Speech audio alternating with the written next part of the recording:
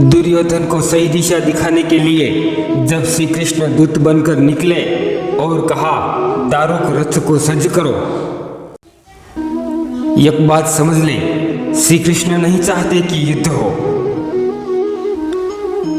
उसकी कुछ मजबूरियां होगी, बड़े लोग की बड़ी मजबूरियां होती है। पांडवों के साथ जो अन्याय किया वो उनके सामने आता है। द्रौपदी के साथ अत्याचार किया गया वो उनके सामने आता है। वो किसी को कह नहीं सकते। यह युद्ध के पक्ष में नहीं हो सकते। यह परमात्मा है, यह पूर्ण ब्रह्म है। श्वेत अश्व के साथ श्री कृष्ण का रथ धीरे धीरे हस्तिनापुर पहुंचा। अगर श्री कृष्ण चाहते कि युद्ध हो तो वो देरी नहीं करते, क्योंकि अश्व उनके थे। वो तेजी से हस्तिनापुर पहुंचते। दूत बनकर श्री कृष्ण ने दुर्योधन के सामने जब युद्ध टालने की बात रखी तो दुर्योधन ने उसका अपमान कर दिया। तू ग्वाला है, तू गोरख चुराने वाला चोर है, तुझे क्या राजनीति का ज्ञान होगा। दुर्योधन ने राजदूत का अपमान कर दिया। यह प्रतिशोध में यह भी भूल गया कि श्री कृष्ण वासुदेव स्वयं नारायण है। उसने कह दिया, उस ग्वाले को बंदी बना लो, उसे पकड़ लो। उसने कृष्ण को बंदी बनाने का आदेश दे दिया, राजदूत को पकड़ने का आदेश दे दिया। श्री कृष्ण क्रोधित हो उठे। वो स्वयं नारायण थे। उसने त्रिभुवन विमोहित रूप को धारण किया, जिसकी सहस्र भुजाएं थी। मुख से शब्द निकले, पकड़ सकते हो तो पकड़ लो। कोई उसके सामने दृष्टि ही नहीं कर पाया। कोई ब्रह्म को कैसे भला पकड़ सकता है। दुर्योधन उसे नहीं पकड़ सका। संधि का प्रस्ताव निष्फल हुआ। युद्ध अनिवार्य हुआ। दूत बनकर आए श्री कृष्ण का लौटने का समय हुआ तो दुर्योधन ने सोचा कि दूत की विदाई के लिए किसे भेजूं। वासुदेव ने कहा, विदाई के लिए सूर्य पुत्र को भेजो। श्री कृष्ण अब भी चाहते हैं कि युद्ध ना हो, इसलिए उसने सोचा कि अंधेरा नहीं समझ पाया, शायद उजाला समझ जाए, इसलिए सूर्य के पुत्र कर्ण को आने को कहा। भगवान वासुदेव जानते थे अधिरथ का पुत्र, राधेय का पुत्र कर्ण तो कर्ण है। कुंती जब कर्ण को मिलने को गई तब कर्ण सूर्य के सामने स्नान कर रहे हैं।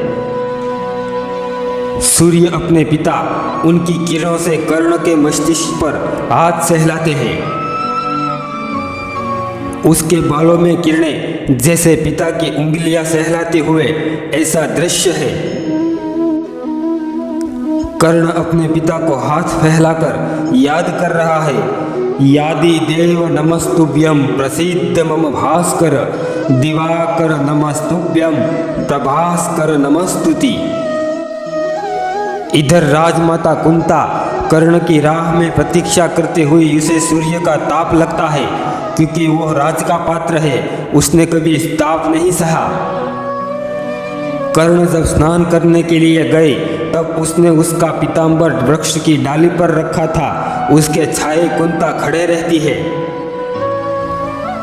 माँ खड़े खड़े दृश्य देख रही है। कर्ण जब अंतिम अर्घ दे रहे हैं, उसकी हाथी के सूंड जैसी भुजा दोनों हाथ फैलाते हुए केसरी सिंह जैसा दिखता है।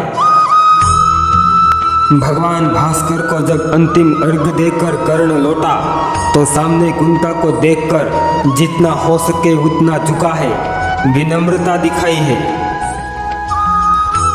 कुंता कर्ण को कौन्तेय कहकर संवाद करती है, तुम ज्येष्ठ पांडव हो। कर्ण दुख से पीड़ा से कहता है, नहीं, मैं कौन्तेय नहीं हूँ, मैं राधेय हूँ, राधेय कर्ण। कौन्तेय को तो तुमने जल में बहा दिया था। पूरा जगत मुझे सूत पुत्र कहता रहा और मैं सहता रहा। तब तुम कहाँ थी? अब तुम्हारा स्वार्थ है। मैं अधिरथ का पुत्र हूँ, मैं राधेय का पुत्र हूँ।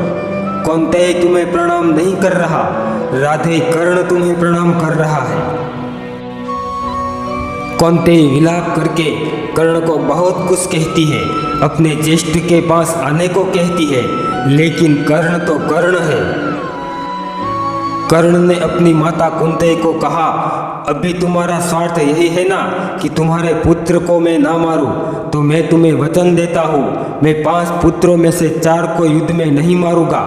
अर्जुन को छोड़कर तुम्हारे पुत्र 5 ही रहेंगे। अगर अर्जुन ना रहा तो मैं आऊँगा। कौंतेय के मन में अपने पुत्र के लिए स्वार्थ था। विदाई के समय दीर्घायु का आशीर्वाद ही नहीं दे सकी, विजय का आशीर्वाद ही नहीं दे सकी, क्योंकि उसका स्वार्थ जो था। कर्ण को आशीर्वाद तो दिया, किंतु तंदुरुस्ती होने का आशीर्वाद दिया। इस संसार में किसी हेतु के बिना कोई नहीं हित करता। ऐसा ही संवाद कर्ण और कृष्ण के बीच भागोल में जाके हुआ। कर्ण ने रथ को खड़े रखकर कहा, प्रणाम वासुदेव, अब युद्ध भूमि में मिलेंगे। मैं राधे कर्ण आपसे निवेदन करता हूँ, वहाँ युद्ध भूमि में मुझे सुत पुत्र कहकर कोई मुझे रोके ना।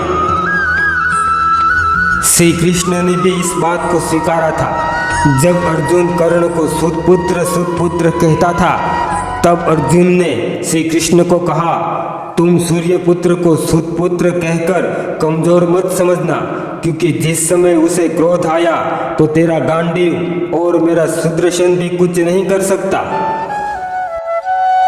श्री कृष्ण अब भी नहीं चाहते कि युद्ध हो, इसलिए वो अंतिम बार प्रयास कर रहे हैं, कर्ण को प्रलोभन दे रहे हैं, शायद मान जाए, यह युद्ध होने से रुक जाए।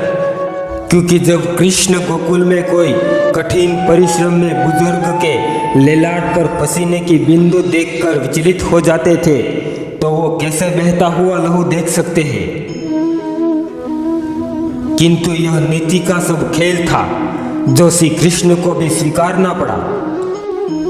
यह उसकी भी मजबूरी थी। श्री कृष्ण युद्ध पक्षी नहीं थे, इसलिए जब गांधारी ने श्राप दिया तो उसे भी हंसते हंसते स्वीकार किया। जैसे तुमने हमारे सभी का नाश करवाया, वैसे ही तुम्हारे भी सभी का नाश होगा। श्राप भी श्री कृष्ण ने गांधारी को नमन करके स्वीकार किया। युद्ध होना अनिवार्य था, वो उसका प्रारब्ध था, इसलिए भगवान वासुदेव भी लाख कोशिश करने के बावजूद भी उसे नहीं रोक सके। दोस्तों, आप यहाँ तक हमें सुन रहे हो तो कमेंट करके ज़रूर बताना आपको यह बातें कैसी लगी। अगर अच्छी लगी हो तो एक प्यारा सा लाइक ज़रूर कर देना। जय श्री राम, ओम नमः शिवाय, राधे राधे।